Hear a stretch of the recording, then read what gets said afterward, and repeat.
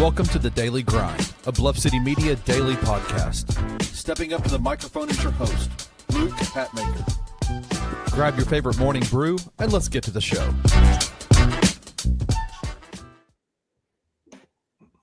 I get knocked down, but I get up again. They're never gonna keep me down. I get knocked down, but I get up again. They're never gonna keep me down. No, Grizzlies got them down. Hopefully they get up again. Welcome to the Daily Grind.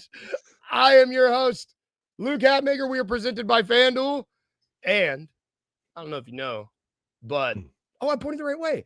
Rusty is back. He's back. We're going to ask how his week was. I've got a special segment later, but I'll start with, how are you, sir? How are you? I'm good, man. It is good to be back. I'm recharged and refreshed from vacation. The Grizzlies didn't hurt me at all last week. We'll get into more of that here in just a few minutes, I'm sure. Yes, Maggie and I were on vacation, had a wonderful time. We actually went to the world's smallest turbine. Yeah, not a big fan. Welcome to the Daily Grind. Oh, man. I was like, what a strange thing. Yeah, I left the word. It's supposed to be a wind, like the world's smallest wind turbine. No, it doesn't matter. Rusty, right? It's like pun intended there too. No, it's funnier if it's just a turbine, because I'm just like, man, that's a weird thing to go visit. But you like what you like. I'm not gonna tell you. I'm not gonna tell you don't like turbines, brother. You know, some people like weird stuff. Listen, man, we are all nerds in our own rights, and some of us just like to watch blades spin around in a circle. It's mesmerizing. Hey, you know what? It would probably be a little bit more mesmerizing than what we watched last night. Gracious. That's the first Grizzlies game I watched in over a week, and that's how they treated me. I'm so sorry, man. You should have extended your vacation by like a day, because the Grizzlies lost 95-131 to the Boston Celtics, who, just a little reminder, they had a fire sale, got rid of a lot of their team, and they were down their superstar with a torn Achilles. Neither here nor there. We did not have John Morant, who sat after not being on the injury report with an ankle. Is that what it was officially listed? Yeah, ankle soreness. T.I. before the game said he just tweaked his ankle a little bit. I think it was rest on the back half of a back-to-back. But same. I think he's fine. It's just ankle soreness is what he said. So he just tweaked it in the Knicks game. I never seen, again, I didn't watch it. I didn't hear about a big, like, oh, he tweaked his ankle again. So it was probably just rest. I think you're right, because I think we were all speculating that he hurt his back. And so that's what got me. I saw that as a group chat. I did know enough from the group chats, but like, to know you. Yeah. To know it wasn't going well. Let's put it that way. Well, okay. So let me ask you this. You had a nice little respite from Grizzlies basketball. This was your first game. You got to watch after a minute. So what'd you notice, man? What you like? What you didn't like? We have no identity. We don't know who we are offensively. We don't know what we're trying to accomplish. It looks like five guys with five different agendas trying to run around and get their exercise in. Mm-hmm. Like last year, it was that nonsense Nola Roach offense that's setting the world on fire in Miami. They're scoring 1 billion points, but like us last year, they're going to score 1 billion points, and eventually they're going to figure out, hey, we don't actually know what we're doing, and it's just not going to work. We started out really good last year. Yeah, they did. But especially when you don't have shooters like we do. When Jock Landale is your most consistent three-point shooter, that's not a good thing. No offense to Wayno and the boys down under, but that's not what we need Jock Landale to be. No. But we just don't have any identity. We have no direction on offense. We have no pride and effort on defense. Art brings up a good point. Yeah, when everybody gets healthy, like I hear that, but like Ty Jerome and Zach Edey are good, but they ain't good enough that they're going to be able to correct everything we're seeing that is so bad. It's so bad. Yeah. And this is not we're so bad we need to trade everybody. We're so bad we need to fire everybody type rant. I'm not up here to crash out, but like hard conversations need to be happening, because this is not a good basketball team. A, as constructed, if you want to say that. B, as put together from a scheme standpoint. Like last night, it just didn't look good. It's not appealing to watch. It's not productive in any sense of the word. I don't see anybody with any fight or any, like, just like give a damn on this team, and that sucks. Yeah, and it does suck, and I will say they had a little bit more of a give a damn the night before.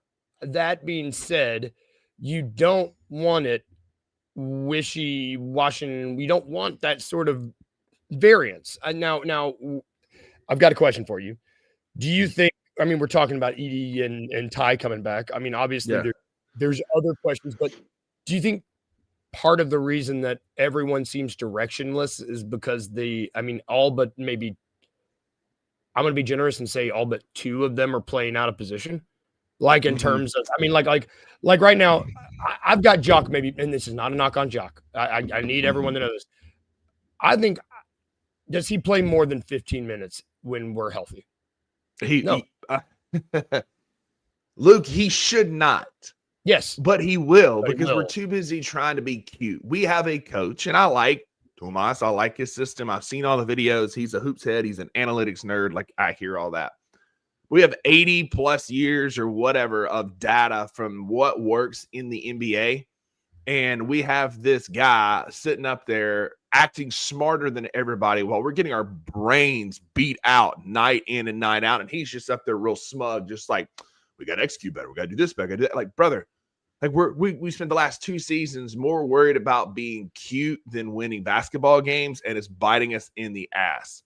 To the Jaren foul comments I'm seeing in the comments, he is going back to some of his he's regressed to some of his early seasons. But if you watch him play, I think he's thinking too much. Once again, we're just thinking too much. We're out there. I had a golf coach when I was taking some lessons when I lived in Myrtle Beach. It was just like, hey, quit that stinking thinking. When you're on the tee box, when you're about to hit the ball, quit that stinking thinking. And you hit the ball a lot better. The guys are just overthinking it. Much like last year, we have no direction. We don't know where we're going. We got a bunch of dudes run around with chickens with their heads cut off. Jaren has been one of the most, if you look at the stats, and from an isolation standpoint, when Jaren is one-on-one with his dude, he's one of the most dominant players in the NBA. Yeah. He goes out there. He averages more points per isolation possession as of last week before I went on vacation than anybody else in the NBA. He was creating over 1.5 points per game in isolation.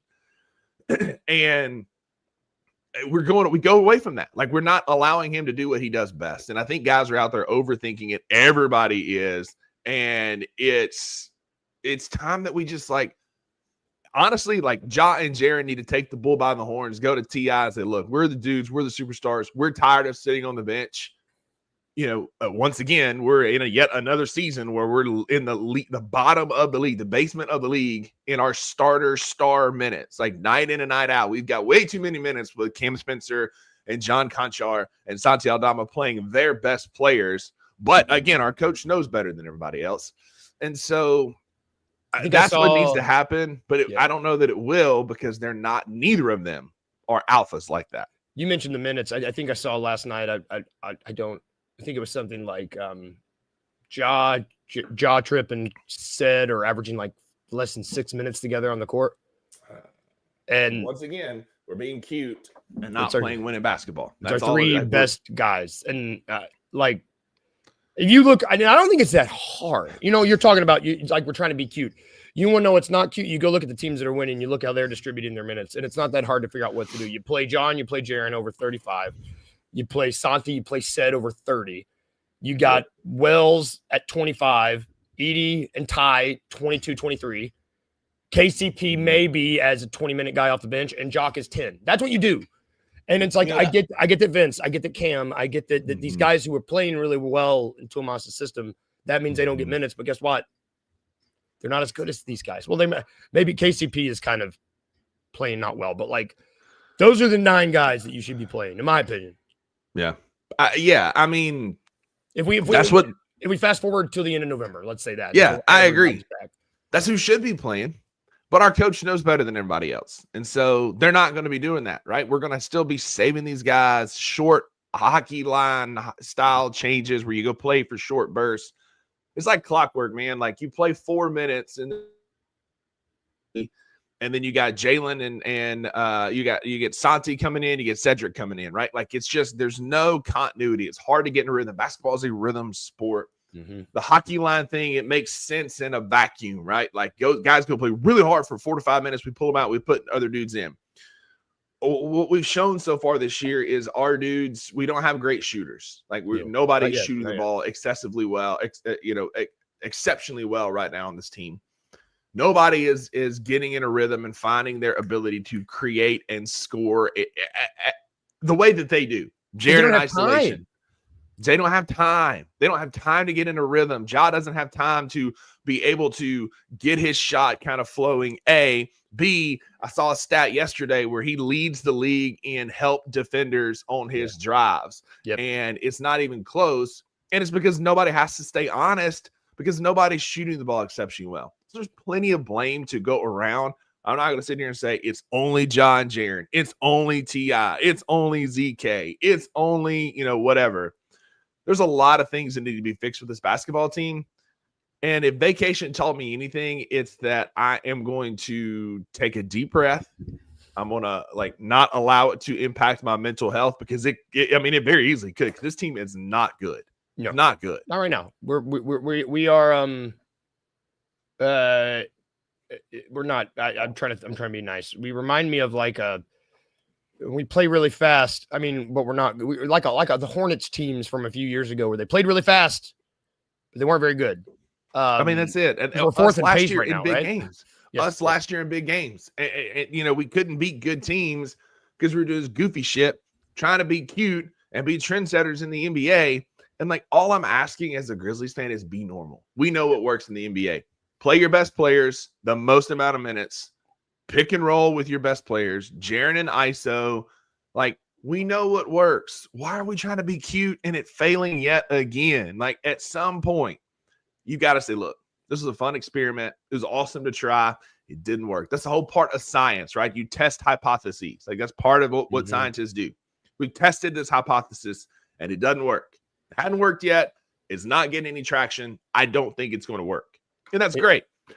You have to be willing as a coach and as a professional to say, look, this just isn't going well. Let's try something we know works. Play Ja 35, 36 minutes. Play Jaren 35, 36 minutes. Get Jaren and ISO. Let Ja be Ja. Let this team kind of free flow and quit this freaking thinking, man. Admit you made a mistake or admit that there might be mistakes. Admit that maybe what the direction you're choosing is not, not.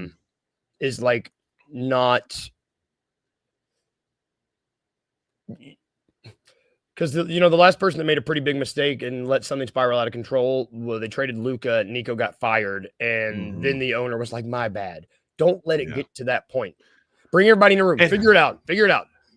Flossy Fufu brings up a point here about the bench. I'm not even going to say it's a good point. It's a point. We have a system that is that is built for role players. It turns everybody into a role player. So, of course, role players are going to play well in a system that highlights role players. We got two guys in the top 20 in scoring in bench points right now. Yeah. I ain't trying to make Santi look better. I ain't trying to highlight Jalen Wells. I ain't trying to highlight Jock Landale. Our basketball team is paying Ja Morant, Jaren Jackson Jr. an exorbitant amount of money because they're their best players. And if our best players aren't succeeding, then we got to do something different. I don't give a damn about the 8th, 9th, 10th player on this roster or even the 6 through 10 rotation player on this roster. I don't give a damn about that. I want a system that highlights Ja's strengths, highlights Jaren's strengths, highlights Cedric's strengths, Ty and Edie when they come back. I don't care if Santi's going out there getting 18 points tonight. I don't care if Jitty's out there playing 20 minutes. The other night, I did see John Conchar was minus 17 in 2 minutes of play. Yeah, 2 minutes. He had a bad game the other day. I don't give a crap if those guys are playing and if the system highlights them. I don't care. Cool. The bench is second. What's our record? We're not winning basketball games because our best players aren't allowed to be their best selves. Yep. And that's the closest to a crash out you're going to get today. Yeah, I've seen that and it bugs me. Sorry, Flossy Fufu, that you caught all that. We love you, Flossy Fufu. Let's stop talking about this game and let's stop crashing out because I do think it's important. It's a lot of it's happening. And, you can't go into we're at that point of the year where they're not even shoving. I like Christmas, but it's Christmas time. Oh yeah, there's so many cool decor and decors. decorations out already in New York City. It was great. I love that. So we're gonna look. We're done crashing out for the moment. We're gonna look at the bright spots of the season because they're having bright spots. And then we're just gonna this is just for. We're just here. Everybody in the comments, everybody that's gonna watch this. Which thank you for the comments. You guys are popping. If you're watching this not on YouTube, go hang out, comment. We got you on the screen. We'll talk to you. I just wanted to have a quick dialogue. Cedric is obviously the number one bright spot. Obviously, right? I mean, far and away. Far and away. Number 2 in the rookie ladder, leading the rookies in total points scored. Guy has just been an absolute gem for us. When I mentioned that we got 2 guys in the top 20 in points per game off, in bench players, I think he's in the top 15. He's higher than Santi. Which I would argue that and granted, I know it's a system thing, but this consistency we've seen from Santi is growth. I would call that a bright spot. Yeah, we've seen Ja healthy for the most part. That's cool, right? Yeah. I mean, he's strung together more than 6 games for the first time. He did it last season at the tail end. It was the first time since 22, 23, somewhere right in there. It had been multiple seasons since he had played 6 or 8 games in a row. And he did that. That's a bright spot. Ja's been healthier for sure. Yep. I would say that Vince, we spent the better half of last year being this dude's just not healthy. His ankle was it exploded like Hiroshima on that thing. We talked about it, now that he's finally got his legs under him, he looks to be back to his old self. Now he doesn't need to be a point guard like he was last Hell night. No. But he has looked better. He has been a bright spot, getting some of his defensive chops back, getting some of his effort back. Vince has been a bright spot this year. And I would just, and Cam too. It's just the bright spots through these early crap part of the season, I would say, is that we know we've got some guys. Do they need to be playing as much as Jalen, you're right. We're on the same boat, my friend. These are bright spots. The only issue is,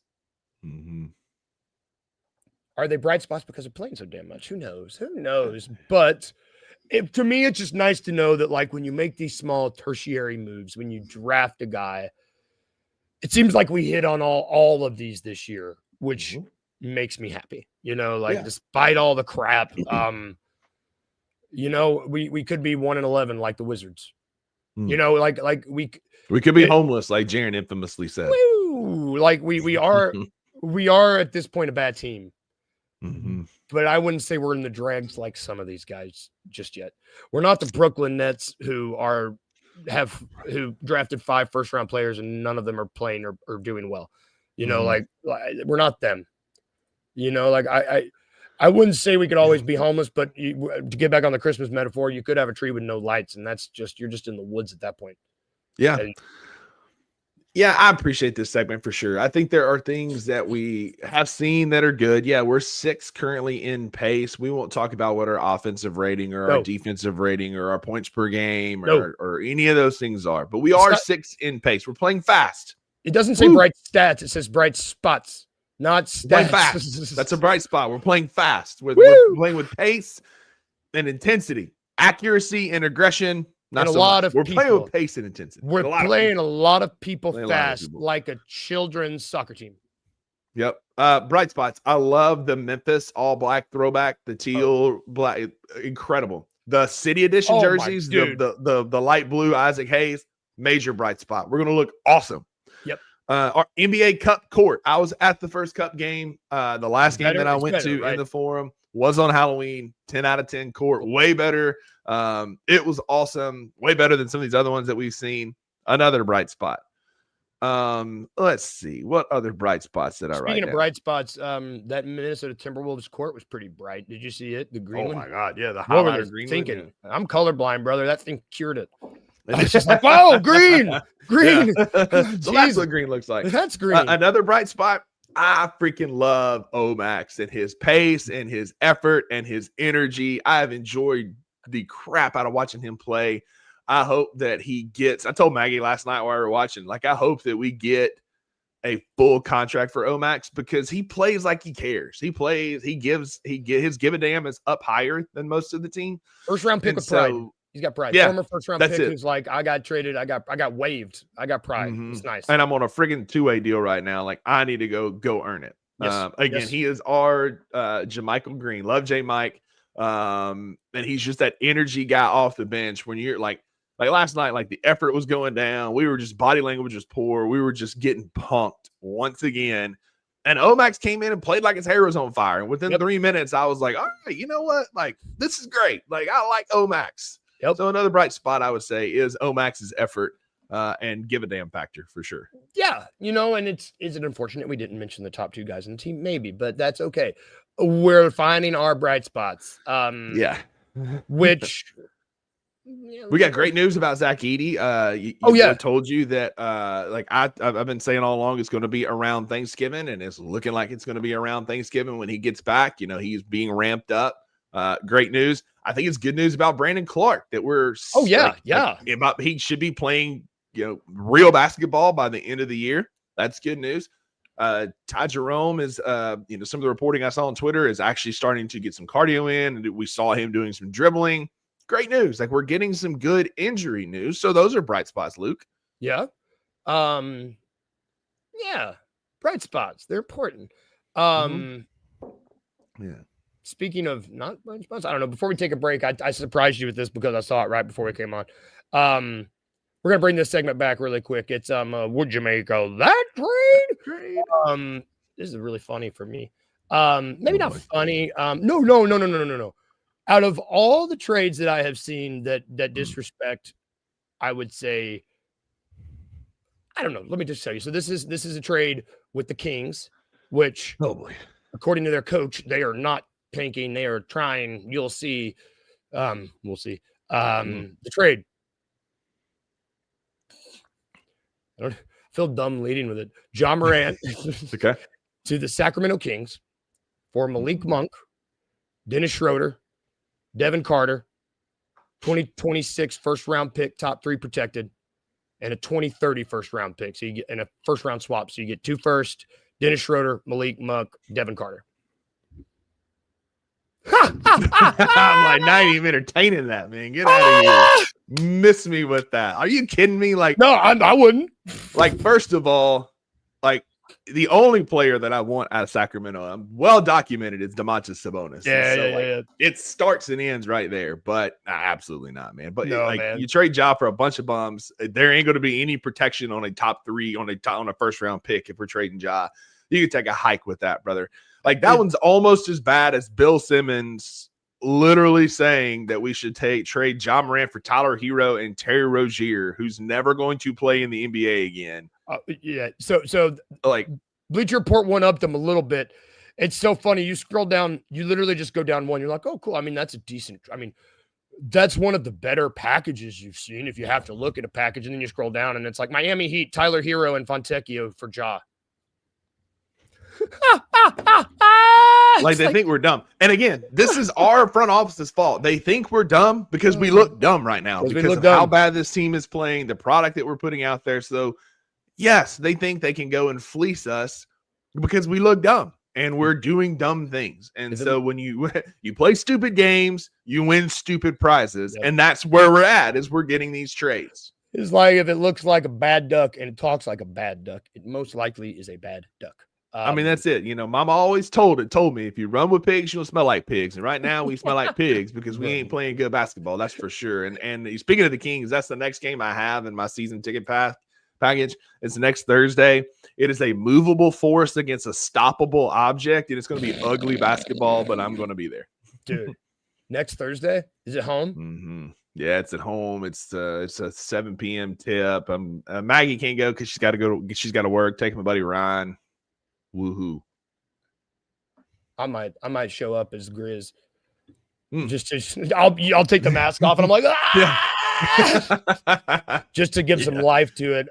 This is gonna be gross. It is gonna be gross. Hey, you'll get to see Westbrook. That was rude. Yeah, exactly. It's gonna be weird. I will have seen him with multiple teams now in the FedEx Forum. This is just yet another one that I'll see him with. That's amazing. Let's take a really quick break. When we get back, we're gonna talk.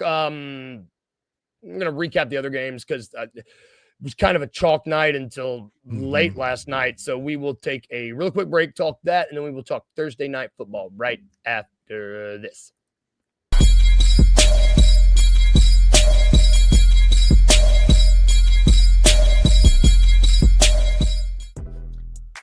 And whatever, I get it. It's year 7.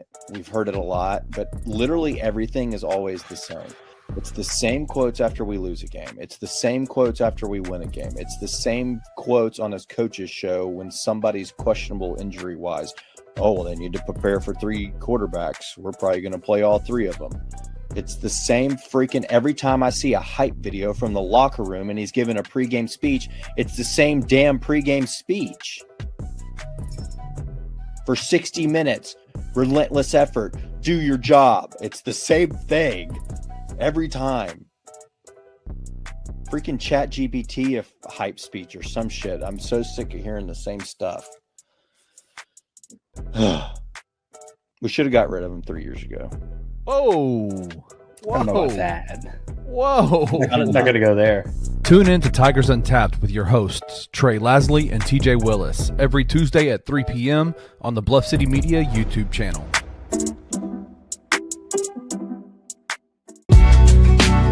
In the heart of the Highland Strip for 27 years, Trilogy Tattoo has helped tell stories for Memphians for generations. Located at 530 South Highland, Richie and his team are waiting to help you tell yours. From tattoos to piercings, your body art should be as unique as you are. Voted a Memphis Flyer top 3 tattoo shop in the city of Memphis since day 1. Your story will be safe here at Trilogy Tattoo. Open 7 days a week, Monday through Saturday, 11 to 11, and 3 to 11 on Sundays. They have convenient times waiting on you. Let Trilogy Tattoo help you tell your story.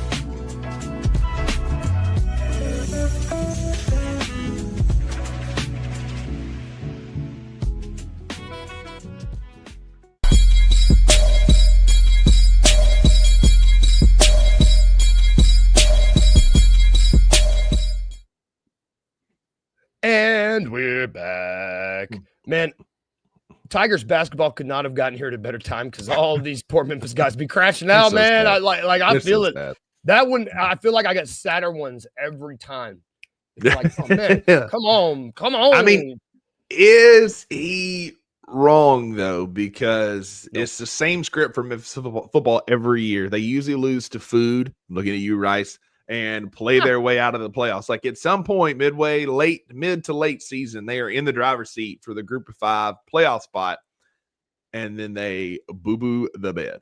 Yeah, I'm at my best friend's house. They just had a newborn, and the thing about newborns is they could just be, and then you hear, and then literal crap just comes flying out of their pants, and you're like, you have a diaper and clothes on.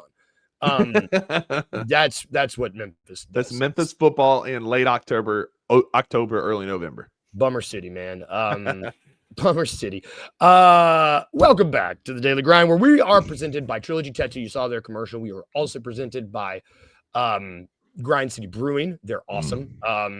Great group. Yeah, they're awesome. They're going to be doing I was going to say, I don't know what word I was going to say. I almost said the Daily Show, like Jon Stewart.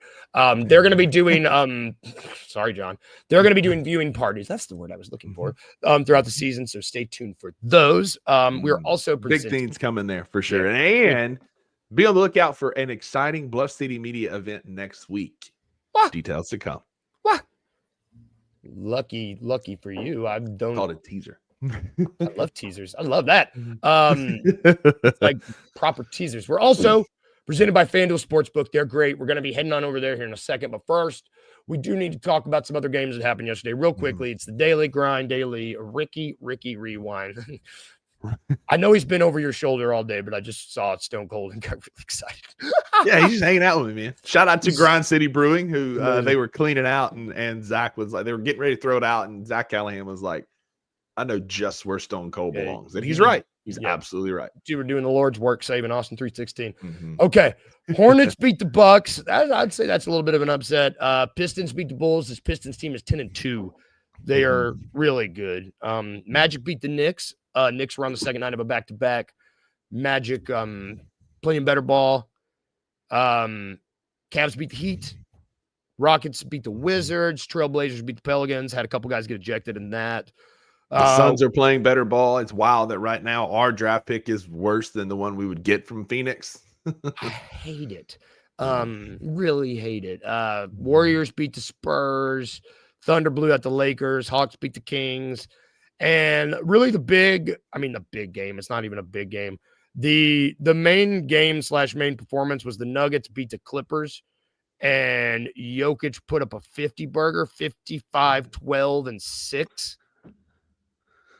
Wowzers. That dude is the only reason he didn't win MVP last year is Jokic fatigue, but that is the best basketball player on this planet. And all he wants to do is race horses. Like, he doesn't care about your sport. He just wants to race horses. It is really wonderful that he couldn't give a crap. I love it.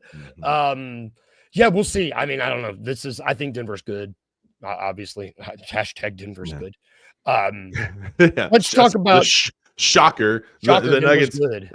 How about that? The Nuggets retooled in an offseason, got better, and are continuing an upward trajectory. Wow. Couldn't you be us? Wow. Oh my goodness. Wow. What a well-run organization and well-coached organization. Just call me Owen Wilson. Wow. Oh, there was once when I was really quick tangent. When I was in college in Nashville, there was an event I went to where it was like, come join us as we gather in Centennial Park, which is where the big Parthenon is, while we look at the sun and say, wow, like Owen Wilson together.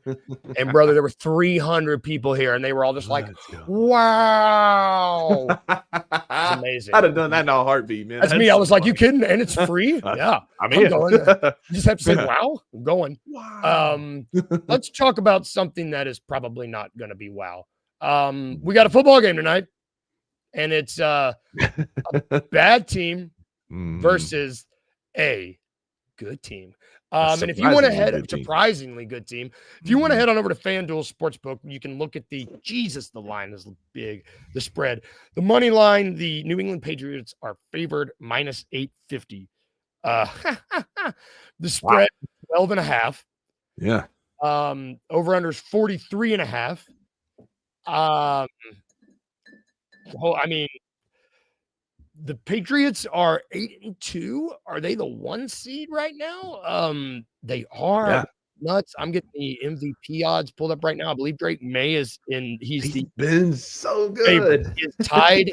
It is him and Matt Stafford at plus 300. They're tied for the MVP right now. So good. I've got him on my fantasy team in every league. He was my backup, and now he starts in every league. That's so smart, man. I don't really know what to talk about this game because I think the Patriots are going to dog walk them. It doesn't absolutely. The Jets are checked out. They do not care. They are a bad football team. Stop me if you've heard this before, but the New York Jets are not good at football, and they continue to not be good at football. And I don't know, man. Like poverty franchise is what they truly are. They're cruising for another top 3 pick in the draft next year, and it ain't gonna do them any good because they cannot figure it out. And I don't know what you do. I don't even know how you fix it. Move the team. Is that how what about that? I mean, that's what everybody says they're gonna do to Memphis and New Orleans when they're not good. Move the team. Move the Jet. Move them. I mean, move. You need God. I mean, bring them to Memphis. Jets fans don't even like. I mean, my favorite thing in the world is to watch people leave Jets games after they lost, and they're like, "I hate this team." They're like, it's the saddest thing I've ever seen. You know, when you're a kid and you're trying to figure out who's going to be your favorite team, when you're not, like, there are people, like, if you're born in New York, you're born in Chicago, like, you are born into fan bases, right? Like, when we're kids, like, where I grew up, there's not an NFL team. It's the Saints is the closest one. You're trying to feel it out. And there was a time that I rooted for the Jets. I liked the color green that they had. I liked Curtis Martin. Back in those days, Fireman Fred, I thought was an awesome, like, Broadway Joe fan. Yeah, like, back in the 90s. Man, I'm glad I didn't hop on that bandwagon. Dude, there was a moment there too, like when they had Cade McNown, I think, in the aughts where Cade came from the Bears, and I was like, it was when I couldn't do I was like, do I keep doing this Jay Cutler thing? I like Cade, I like Ken. I'm glad I didn't either, man. Yeah. I'm glad I didn't. I guess to stay in the spirit of this game. Well, actually, before we do this, do you think they win by 12.5, or do you think it's more? Oh, I think, 12 and a half is probably going to be the closest that game's going to be. I think they might win by at least 14. touchdowns. Yeah. Yeah, they're 2 touchdowns better, man. The Jets are just inept offensively. They cannot do anything. Like, Yeah. no, not good. Lame. Which, speaking of 2 touchdowns, it's time for your daily dose of it's crap. You're welcome for that little lob up there, because in my brain, I'm like, he's going to ask me who's going to go score 2 touchdowns. So Jets are. Pats win by 2 touchdowns. I need you to know I've started trying to branch out and do like plus, like I did with Jared. I was like, to score a 30-yard reception, to score a sack. Ooh, it's not fun. It was not fun to do with this game.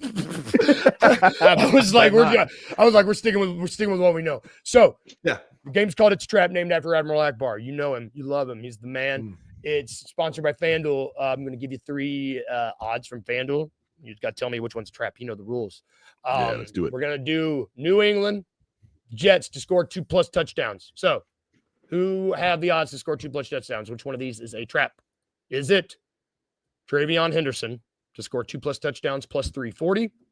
Is it Breece Hall to score 2 touchdowns plus 950?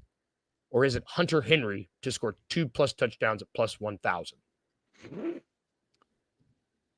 All right, so Travion Henderson, I feel good about that one. Hunter Henry plus 1,000. I mean, that's fine. He's a red zone target. I don't believe in the Jets offense at all. But I mean, Breece Hall could be higher than that. Something about that line is standing out to me. I'm going to say Breece Hall is the trap. You're right, man. It's a trap. You bag. So Let's go. Travion Henderson, Hunter Henry, those are right. You know, Travion is pretty good, and Hunter Henry, if there's a reception, like he's a touchdown dude. That's what Hunter Henry does for Drake May. He's a red zone target, man. Yep. Stephon Diggs is plus 950. The first Jets player to score 2+ touchdowns was Breece Hall at plus 1,200. It's the first Jets odds you can get. I would love to know what Jets player has scored twice in a game this season, because I imagine like you could count them on one hand and probably wouldn't need all your fingers. Looking at you, Jason Pierre-Paul.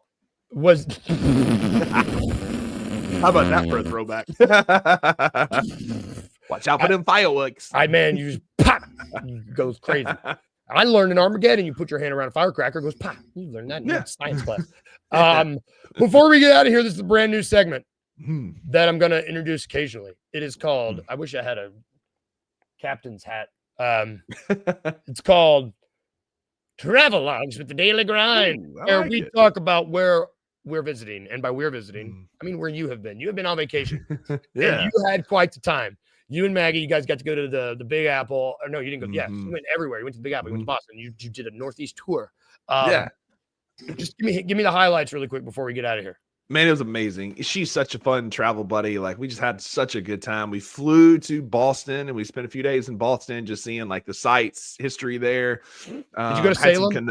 No, we did go to Salem. You did go. That was the highlight of the trip, man. Because like Boston was great. Had the cannolis, had the Italian sandwiches, did all the things, did a harbor cruise, which was great. I had a lobster roll. It was awesome. But Salem was great, man. We got there early in the day.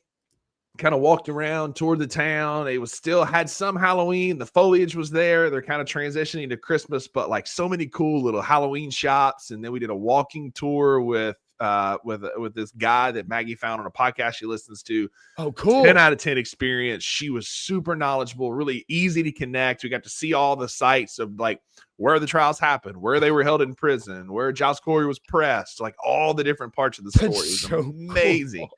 It's an amazing day. Saw a good friend of mine and his wife, had a beer with them. Just an awesome, awesome time in Salem. It was great. That was absolutely like probably the highlight of the trip. But we did go to the Big Apple.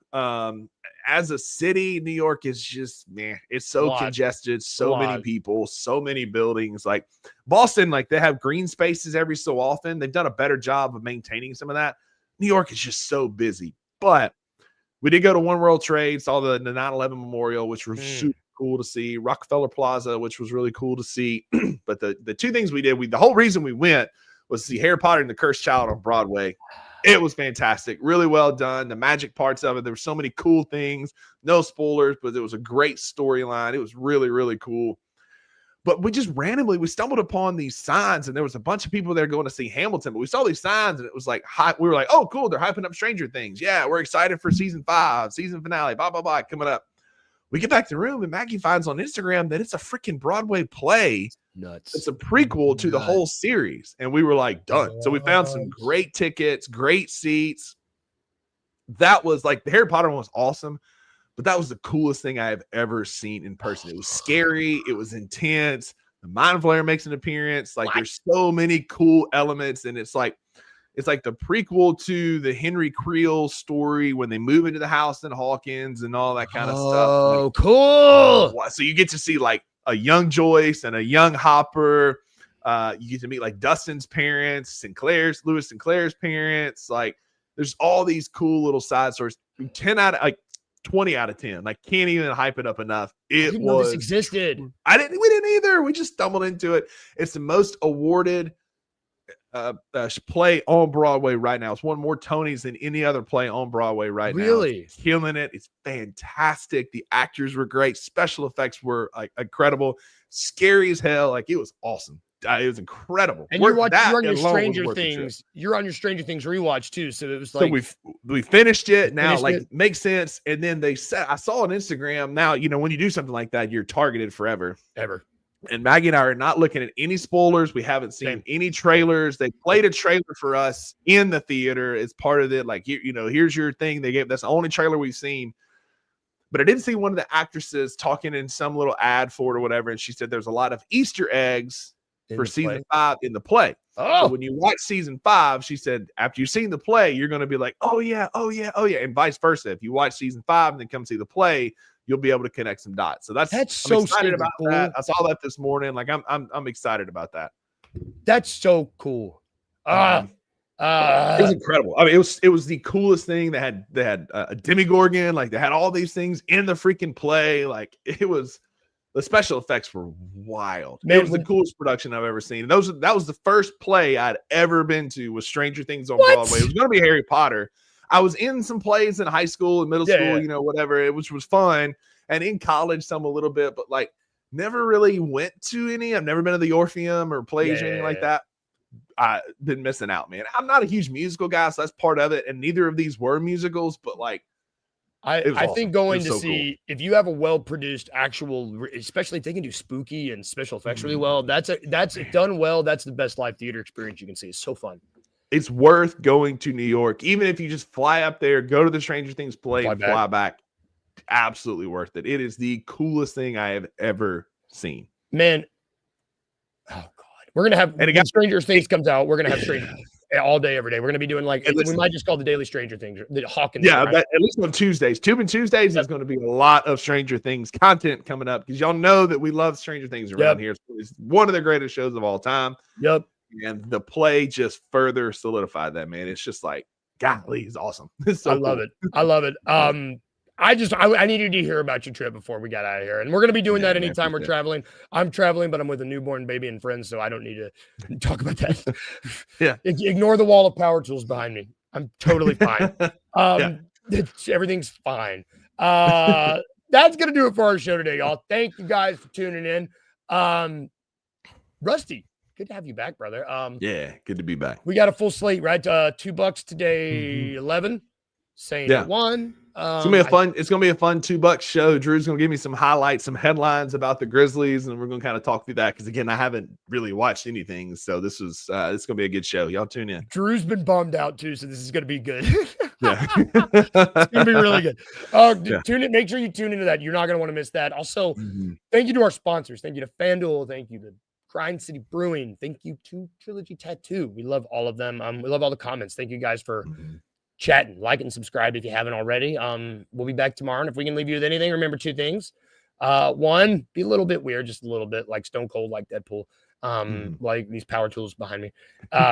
This is a Tesla. Be weird like Elon Musk. No, don't be that weird. Do not be that weird. For the love of God. And 2, remember to smile. Bye, guys. Have a good one. We'll see you tomorrow. Thank you for listening to The Daily Grind. If you enjoyed this episode, leave a rating and a review wherever you download your podcasts. Also, like and subscribe to Bluff City Media's YouTube page. We'll see you back here next time.